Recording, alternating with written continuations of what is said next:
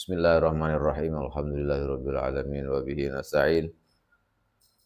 Ala umuri dunya waddin wassalatu wassalamu ala asyrafil anbiya'il mursalin sayyidina wa maulana Muhammadin wa ala alihi wa sahbihi ajma'in amma ba'du. Rabbi shrah li sadri wa yassir li amri wahlul 'uqdatam min lisani yafqahu qawli.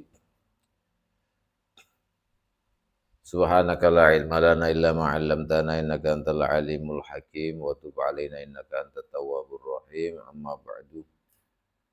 Faqala al-mu'allif rahimahullahu ta'ala wa nafa'ana bihi wa bi'ulumihi wa bi'ulumihi wa bi'ulumina wa bi'ulumikum fid dharain amin.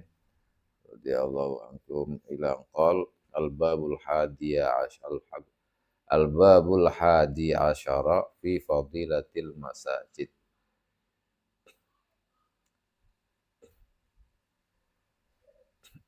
Fi fadilatil masajid.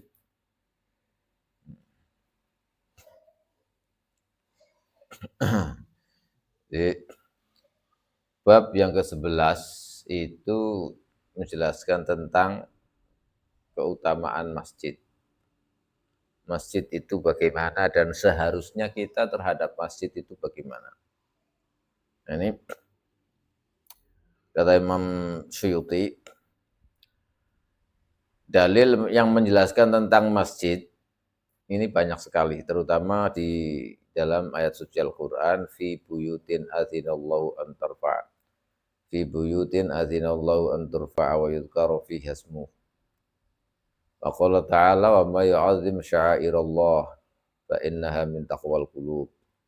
Wa may yu'azzim hurumatillahi fa huwa khairul lahu 'inda rabbih.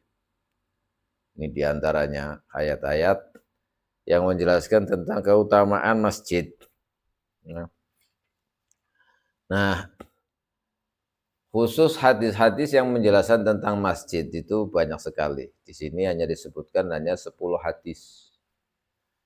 10 hadis yang menjelaskan tentang masjid. Al-babul hadi asyara, utawi bab al-hadi asyara kang nomor berapa? 11 iku fi fadilatil masajid, ing dalam mertelaaken keutamaane pira-pira masjid. Bab ini yang ke-11 menjelaskan tentang keutamaan masjid. Qala Nabi sallallahu alaihi wasallam, dawuh sinten Kanjeng Nabi sallallahu alaihi wasallam, al masjid iku baitun, umah, baitu kulli mukminin, umahe saben-saben mukmin. Saben-saben wong sing iman. Hadis yang pertama ini kata Rasulullah. Ini hadis diriwayatkan Abu Nuaim dari Sayyidina Salman bi isnadin dhaif lakin lahu syawahid. Yang dhaif yang bisa menjadi meningkat menjadi hadis hasan. Di mana di ilmu mustalah hadis. Artinya bagaimana? Al-masjid baitu kulli mukminin. Masjid adalah rumah bagi setiap mukmin. Fakullu mukminin lahu fihi haqqun. Setiap mukmin maka di dalam masjid itu memiliki hak. Tidak boleh ini masjid khusus, nah, misalnya. Khusus orang-orang tertentu misalnya. Namanya masjid enggak begitu. Namanya masjid itu Baitullah. Kalau Baitullah itu berarti baitu kulli mukminin. Kalau Baitullah berarti baitu kulli mukminin. Jadi setiap mukmin punya hak di dalam masjid itu. Tidak tertentu bahwa mukmin itu berarti ini kalangan ini yang berhak masuk masjid. Tidak, semuanya sama punya hak.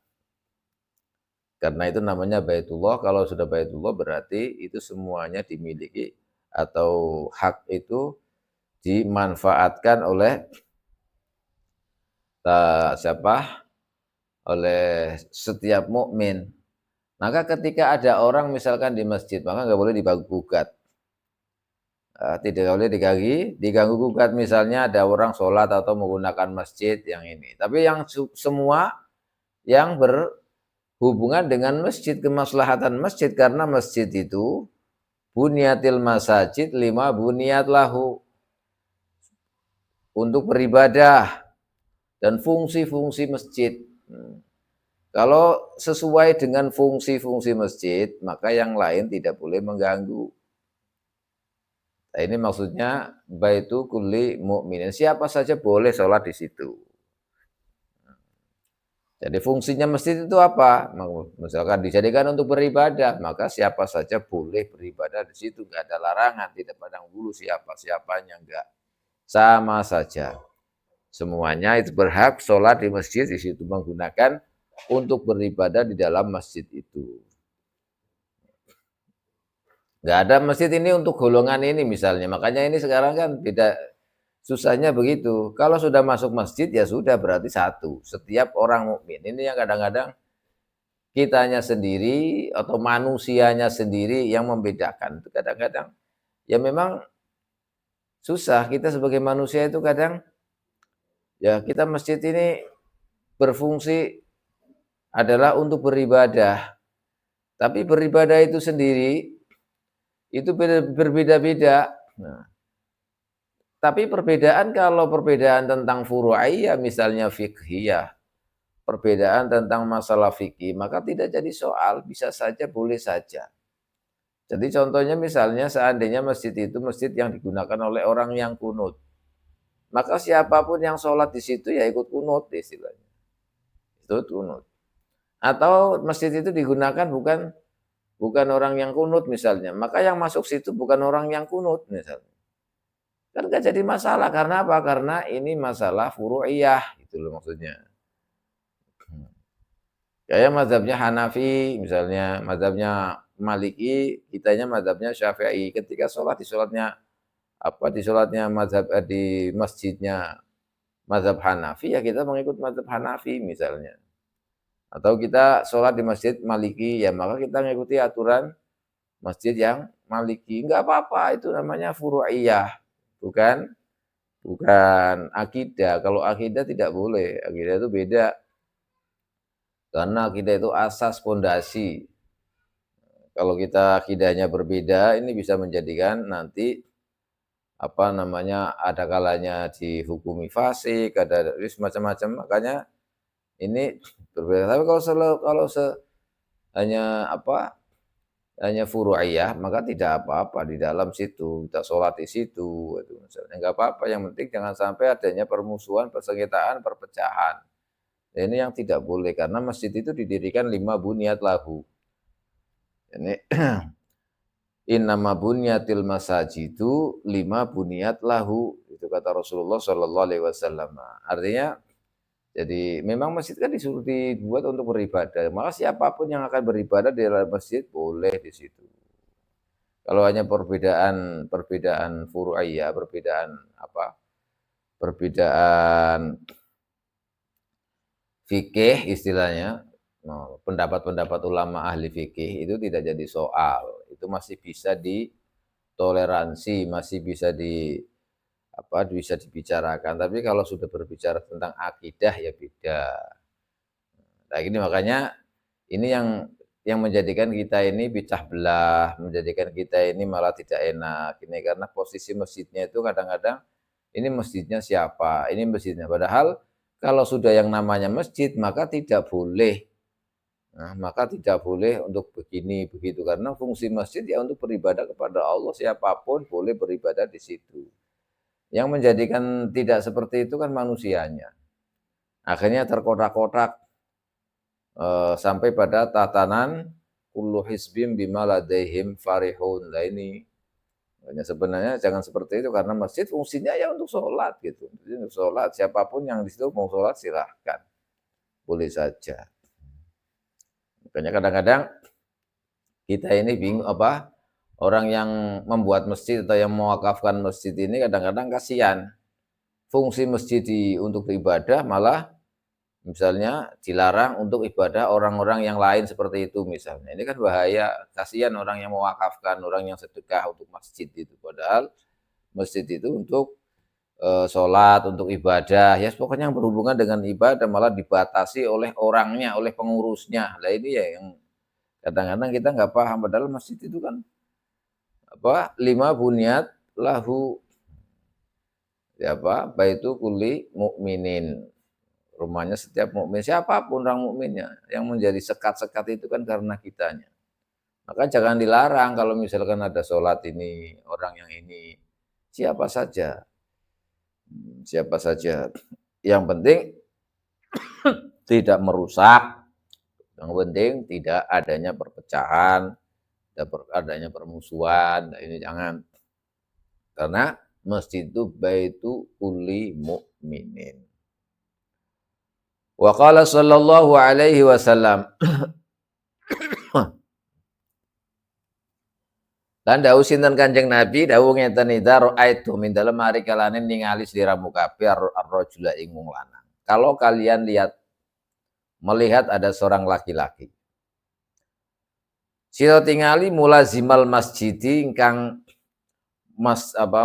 netepi masjid, mulazim masjid pokoknya. Kalau kalian melihat ada seseorang yang mulazamatul masjid, selalu di masjid, sholatnya selalu di masjid, pokoknya apa-apa dialah di masjid. Artinya apa-apa yang dilakukan itu bergantungan dengan masjid. Hatinya bergantung dengan masjid ibaratnya.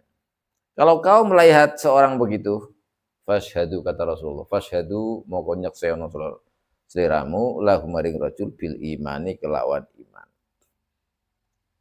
Nah ini, kalau kau melihat seseorang, kau terus-terusan sering ke masjid, ngurusi masjid, pokoknya mengurusi tentang masjid, peduli dengan masjid, pokoknya lah semuanya.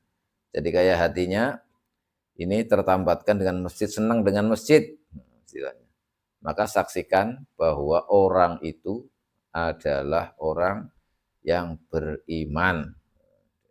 Kalau sudah diakui orang yang beriman, ini pasti orang yang beriman. Artinya kalau beriman itu gimana? Maka dia keluar dari kemunafikan. Kalau yang disebut beriman berarti dia keluar dari kemunafikan. Kalau Rasulullah menjelaskan itu, misalkan fasyhadu lahu bil iman, berarti dia orang baik. Pertama yang jelas. Kalau orang kok senang masjid istilahnya, maka ini satu adalah orang baik. Kalau orang itu senang masjid, maka orang itu orang yang mukmin. Kenapa? Karena ketika orang itu menyatakan bahwa itu sholat di masjid, kemudian ibadahnya di masjid, semua berhubungan dengan masjid. Ketika dia mengucapkan lisannya itu dengan syahadat, maka hatinya mengiyakan, yaitu membuktikan diri bahwa masjid adalah baitullah, baitu kulli mukminin. Ini berarti cocok antara hati, antara ucapan dengan hatinya. Nah ini, maka sudah pasti orang yang cocok omongannya dengan hatinya, itu berarti orang yang mukmin. Orang yang mukmin. Nah, kalau ada orang mengaku mukmin, mengaku Islam, tapi dengan masjid nggak suka, enggak dengan masjid nggak suka, nggak pernah mendukung apa yang ada di masjid misalnya, atau apalah gitu. Maka ini antara di lisan yang diucapkan dengan hatinya itu tidak cocok. Maka kenapa? Kalau nggak cocok ini berarti dikhawatirkan dia menjadi orang yang munafik. Ya, ini bahaya. Kenapa ada? Karena ada hadis, kalau orang sudah biasa, orang ke masjid, sholatnya di masjid, meramaikan masjid, itu dalam ayat Al-Qur'an itu innama ya'muru masajidallahi man amana billah. Jadi tidak akan yang meramaikan masjid adalah hanya orang yang beriman. Innama ya'muru masajidallah. Jadi orang-orang yang meramaikan masjid itu hanyalah orang-orang yang beriman. Orang setiap harinya sholatnya di masjid, selalu ketemu di masjid. Nah, sering di masjid lah istilahnya. hari-harinya ya di masjid itu. Jadi kalau seperti ini maka bisa dikatakan orang itu qalbuhu mu'allaqun bil masjid. Jadi i'tiyadul masjid an yakuna qalbuhu mu'allaqan biha mundu yakhruju minha ila an ya'ud ilaiha. Nah ini bahkan oleh Imam Nawawi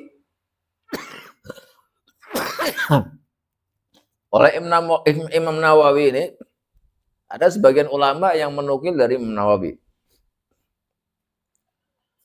menjelaskan bahwa an yakuna syadidul hubbi laha wal mulazama lil jamaah fiha wa laisa ma'nahu dawamul qu'ud fiha.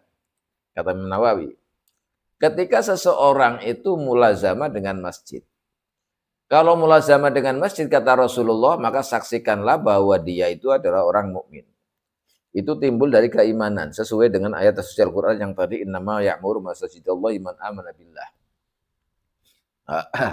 Maka Imam Nawawi yang dimaksud ketika seseorang itu dikatakan oleh Rasulullah mulazamah masjid.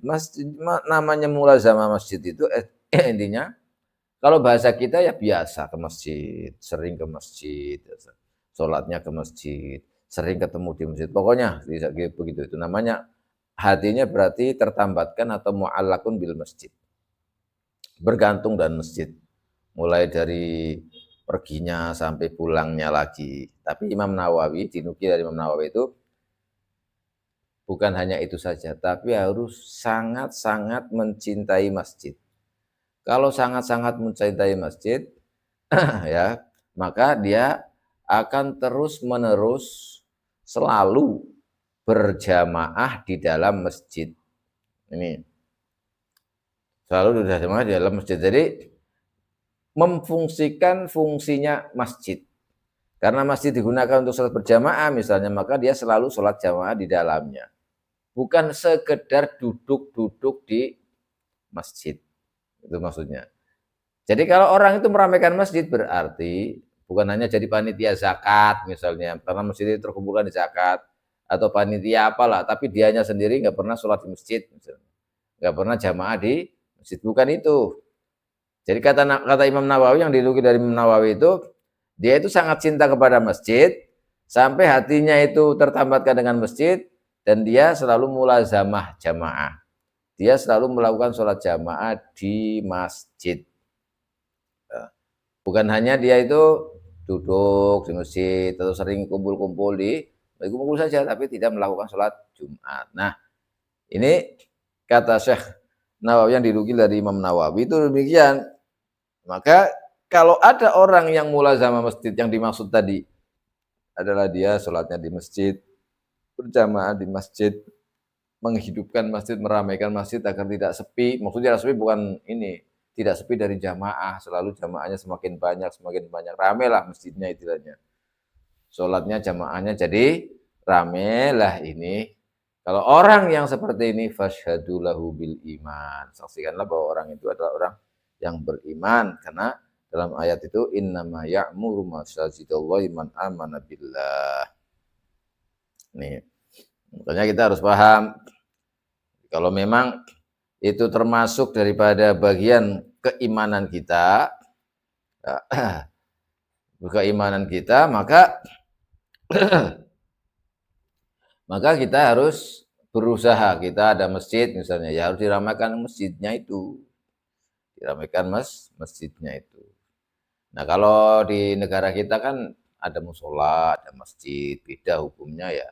Beda hukumnya, tapi asas tujuannya itu sama. Musola itu tujuannya untuk dibuat untuk sholat, yaitu untuk sholat berjamaah, yaitu segi hukum ini bukan hukum kemasjidannya sama, karena itu pada hakikatnya adalah tempat sholat yang memang didirikan untuk bersolat berjamaah.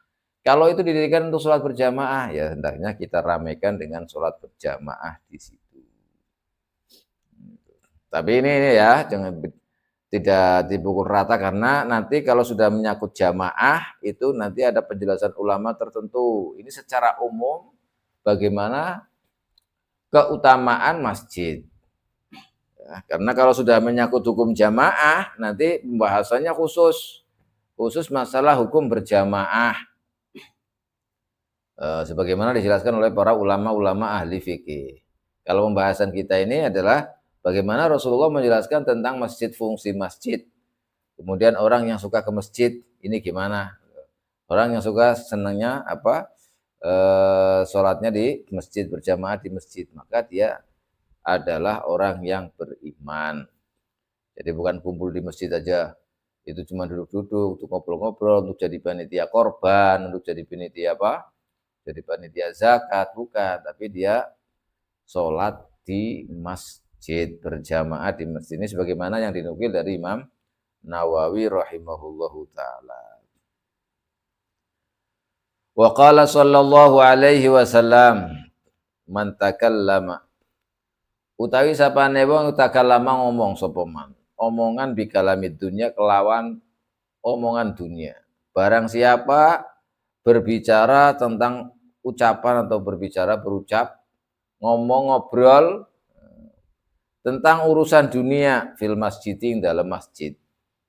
Ahbato mongko nurunaken sapa Allah, nglebur sapa Allah Gusti Allah amalahu ing amaleman arba'ina, masyaallah. Arba'ina ing 40 apane sanatan tahun. Lah ini gimana terus ini? Bahaya sekali nih. Masya Allah. La ilaha illallah. Ini wanti-wanti atau peringatan dari Rasulullah Sallallahu Alaihi Wasallam.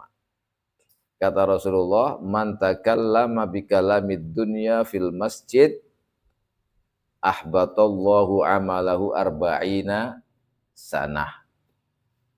Maksud ini, barang siapa yang berbicara di dalam masjid, berbicara tentang masalah dunia, omongan dunia lah istilahnya. La ilaha illallah. Maka Allah akan melebur amalnya dia selama 40 tahun. Ini apa enggak bahaya ini? Allah.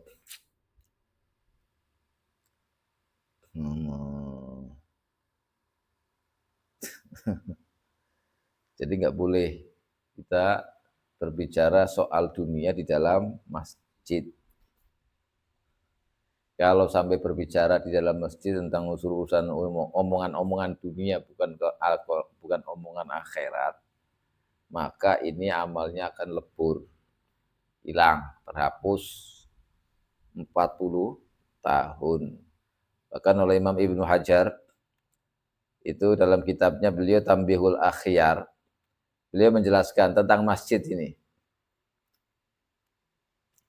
Tentang masjid ini himbauan yang ditulis oleh Imam Ibnu Hajar Al-Haytami, ini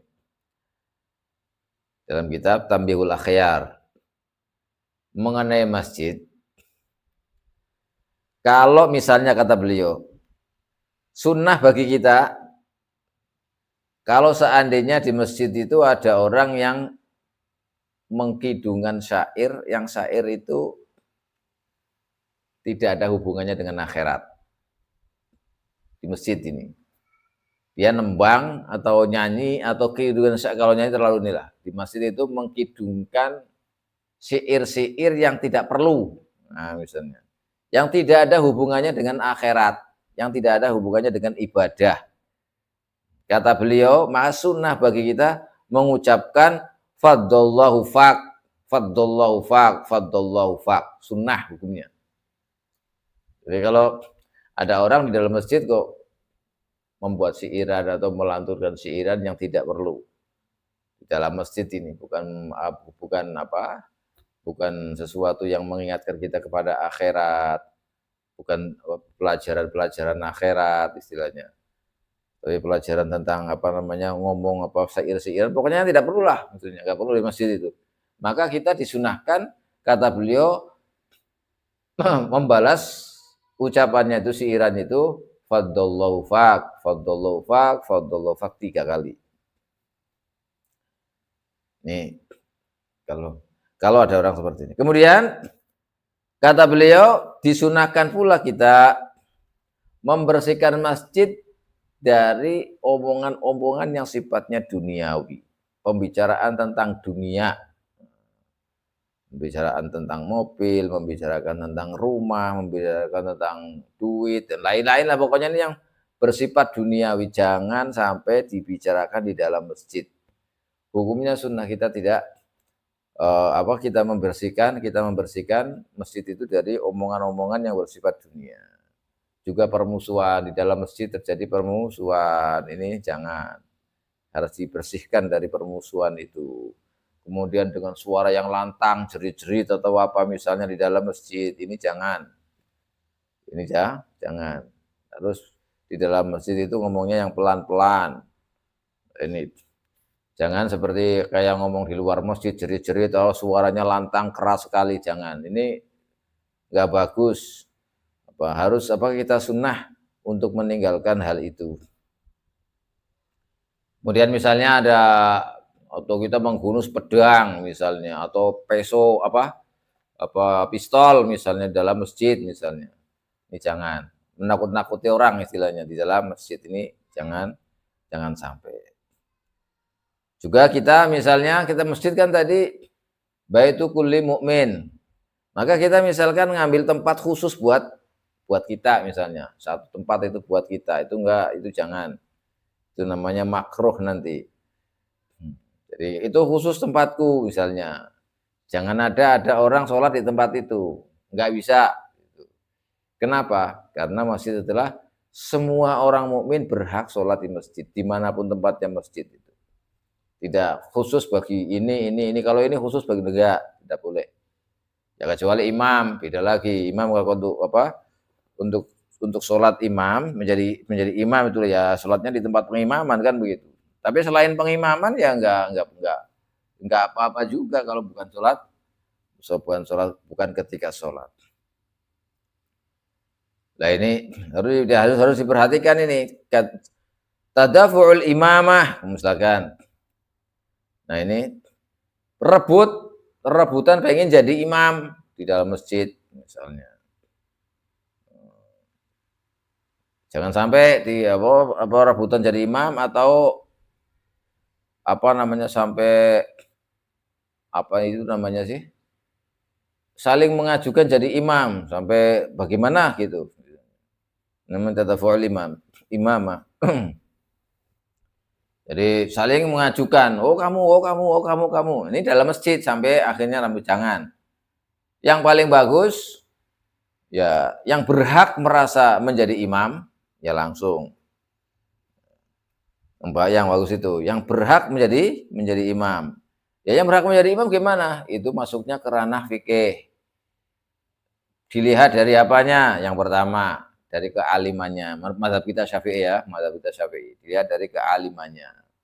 Di samping alimannya bacaannya benar apa enggaknya. Ilmunya dulu, ilmu tentang sholatnya itu bagaimana. Kalau ilmu tentang sholatnya bagus, kemudian bacaannya juga bagus ya maka dia berhak. Kemudian dia itu pakaiannya bersihnya, kerapiannya, tahulah semuanya hal-hal seperti itu yang pantas jadi imam misalnya. Yang nggak perlu gontok-gontokan, saling mengajukan. Yang lebih berhak menjadi imam. Ini kalau umum. Tapi kalau misalnya ada imam ratib, imam ratib itu artinya imam yang selalu jadi imam. Jadi masjid ini misalnya yang imami siapa? Imami fulan, yang mengimami imam masjid ini adalah fulan. Ya maka fulan itu yang berhak. Fulan itu yang berhak, nggak perlu gontok-gontokan lagi. Kalau sudah ditentukan bahwa ini fulan ini adalah imam masjid ini, maka ya fulan itu yang berhak menjadi imam. Tapi kalau misalkan ada orang alim datang di situ, terus imam rotibnya tahu misalkan, dan ingin mengajukan orang yang alim itu untuk menjadi imam, tabarukan misalnya, mengalap berkah misalnya, ya tidak apa-apa, boleh saja kalau bilang begitu. Dan yang jadi imam, yang orang alim itu, jangan sampai menolak, yang menolaknya sekira jadi ramenya di dalam situ. Ya cukup, ya sudah kamu saja. Misalnya begitu ya sudah. Jangan kemudian, jangan, sampai akhirnya rame, jangan. Ini yang dimaksud. Jadi kalau yang berhak siapa? Rotib menyerahkan kepada orang alim yang datang. Ya orang alim harus ikut maju. Kalau memang misalkan nggak mau maju, saya suka dari makmum saja. Ya sudah, langsung Imam Rotib yang maju. Jangan sampai kemudian rame gontok-gontokan di dalam acuk-acukan untuk menjadi imam. Ini jangan. Ini kata Imam Ibnu Hajar Al-Haythami. Ya, jadi bahkan ada hadis dari Imam Hakim, ini hadis yang diriwayatkan oleh Imam Hakim, Imam Muslim, ada juga Tirmidzi dari Sayyidina Abu Hurairah radhiyallahu anhu. Idza ra'aitum man yabi'u aw yabta' fil masjid faqulu lahu la arbahallahu tijarataka. Nah, ada hadis lagi yang secara nas yang tadi dijelaskan. Kalau kau tidak ada melihat di dalam masjid itu ada orang yang jual beli, orang yang jualan misalnya. Maka katakanlah la arbahallahu tijarataka. Mudah-mudahan Allah tidak beri keuntungan pada perdaganganmu, enggak akan diberkahi oleh Allah. Mudah-mudahan tidak diberkahi oleh Allah perdaganganmu. Wa idza ra'aitum man yunsid bihi dhalatahu faqulu lahu la raddahallahu 'alaika. Fa innal masajid lam tubna li hadza. Dan kalau kau melihat di dalam masjid ada orang yang mengumumkan barang hilang. Barang saya hilang nih, siapa yang menemukan ini, dalam masjid diumumkan. Nah, orang mengatakan, "Oh, barang saya hilang, siapa yang menemukan ini?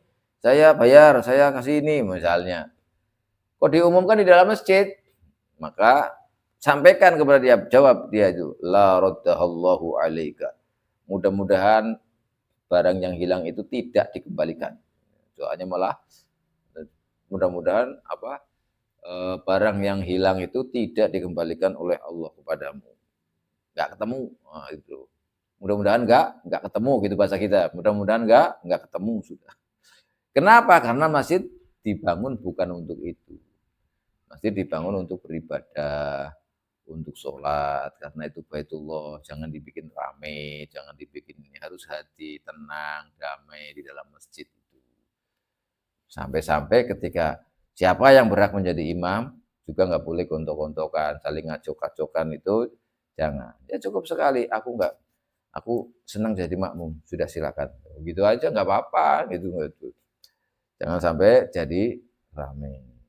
Ini tadafu'ul iman kayak tadi itu yang dijelaskan oleh Imam Ibnu Hajar Al-Haythami. Nah, ini makanya masjid itu harus difungsikan sebagaimana mestinya. Orang yang meramaikan masjid tidak ada lain kecuali orang yang beriman. Kalau orang beriman berarti dia orang yang terhindar dari kemunafikan.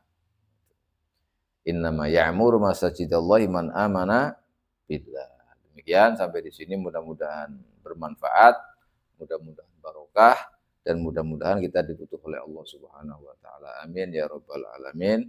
Wallahu a'lam bissawab.